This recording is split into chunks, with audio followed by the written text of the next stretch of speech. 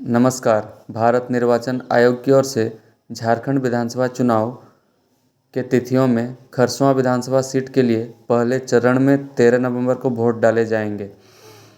इस बार सरायकेला के विधायक और पूर्व मुख्यमंत्री चंपाई सोरेन के भाजपा में शामिल होने के पश्चात कोल्हान की राजनीति में काफ़ी बदलाव आया है।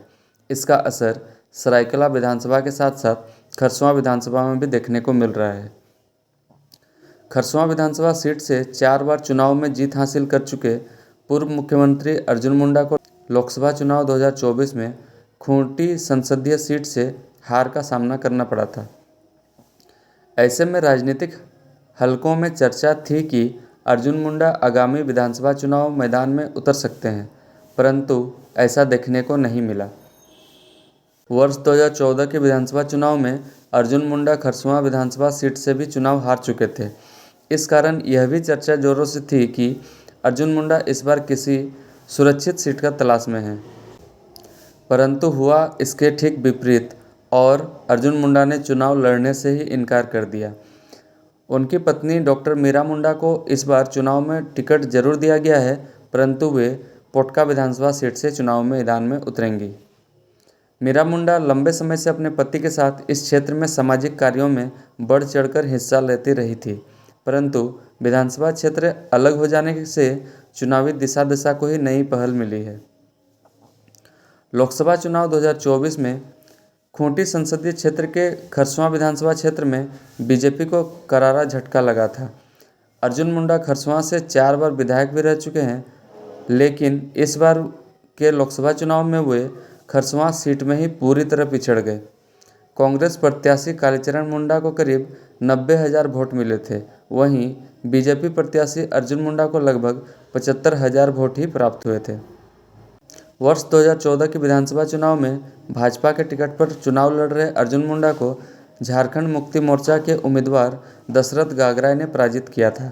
हालांकि वर्ष 2019 में खूंटी लोकसभा सीट से चुनाव जीतकर जाने के कारण अर्जुन मुंडा खरसुआं से विधानसभा चुनाव नहीं लड़ पाए थे और बीजेपी ने जवाहर बांद्रा को प्रत्याशी बनाया था, लेकिन इस चुनाव में बीजेपी उम्मीदवार को दशरथ गागराय से हार का सामना करना पड़ा।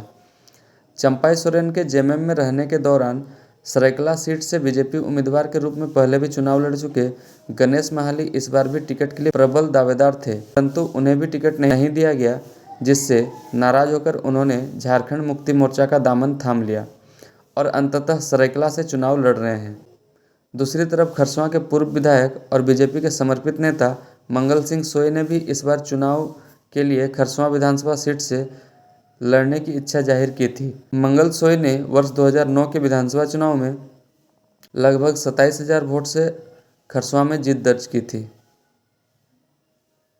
परंतु बीजेपी ने इस क्षेत्र के लिए दल बदल कर आए सोनाराम बोदरा के नाम पर मुहर लगाई।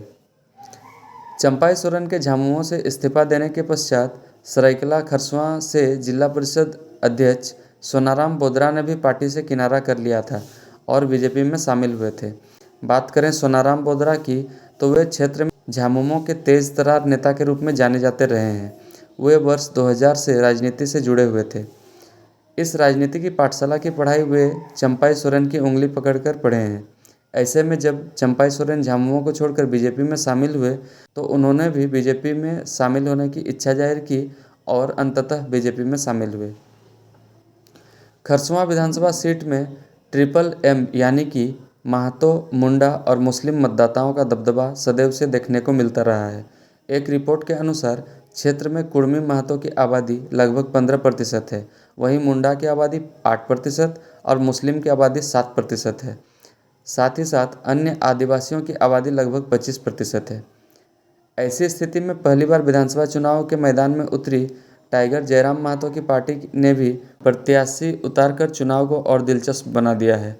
खरसुआं से जेकेएलएम से पांडुराम हाइब्रू मैदान में है। नामांकन में हजारों की भीड़ जुटाकर पांडुराम ने भी चुनौती पेश कर दी है। झारखंड मुक्ति मोर्चा प्रत्याशी दशरथ गागराय ने वर्ष 2014 और 2019 के विधानसभा चुनाव में जीत दर्ज की थी।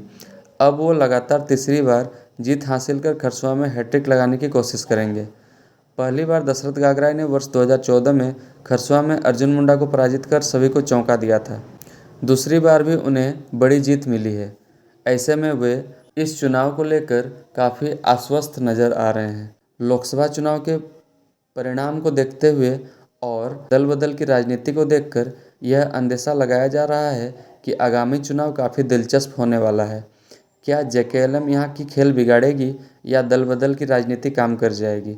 भविष्य के गर्त में क्या होने को है, यह हम भविष्य को छोड़ते हैं और आइए खरसवां विधानसभा के इतिहास को देखते हैं। खरसवां विधानसभा सीट वर्ष 1967 में अस्तित्व में आया। इसके बाद से जनसंघ, जनता पार्टी और बीजेपी का दबदबा इस क्षेत्र में रहा है। एक बार जनसंघ और जनता पार्टी को जीत मिली है, जबकि 5 बार बीजेपी को जीत मिली है। वहीं 2 बार जेएमएम का और 1 बार कांग्रेस का कब्जा रहा है। वर्ष 1967 में डी मितिसाई ने जनसंघ की टिकट से यहां जीत दर्ज की थी। इसके पश्चात 1967 में चंद्रमोहन मांझी निर्दलीय चुनाव लड़कर जीते थे। वर्ष 1972 में गुलाब सिंह मुंडा ने जेकेपी पार्टी से, वर्ष 1977 देवीलाल मोतीसोई जनता पार्टी की टिकट से। इसके पश्चात हुए चुनाव में पुनः देवीलाल मोतीसोई ने भाजपा की टिकट से चुनाव जीता। वर्ष 1985 और 1990 के चुनाव में विजय सिंह सोई ने निर्दलीय और कांग्रेस की टिकट से चुनाव जीता था। वर्ष 1995 में अर्जुन मुंडा ने जेएमएम की टिकट से। इसके पश्चात वर्ष 2000 और 2005 में अर्जुन मुंडा ने भाजपा की टिकट से यहाँ चुनाव जीता। वर्ष 2009 में मंगल सिंह सोई ने भाजपा की टिकट से यहाँ चुनाव जीता था। इसके पश्चात वर्ष 2014 और 2019 के चुनाव में दशरथ गागराई ने यहाँ से जेएमएम की टिकट से चुनाव जीता। आप लोगों को आज का यह वीडियो कैसा लगा? अपने विचार तथा सुझाव कमेंट बॉक्स के माध्यम से हमसे ज़रूर साझा करें। धन्यवाद।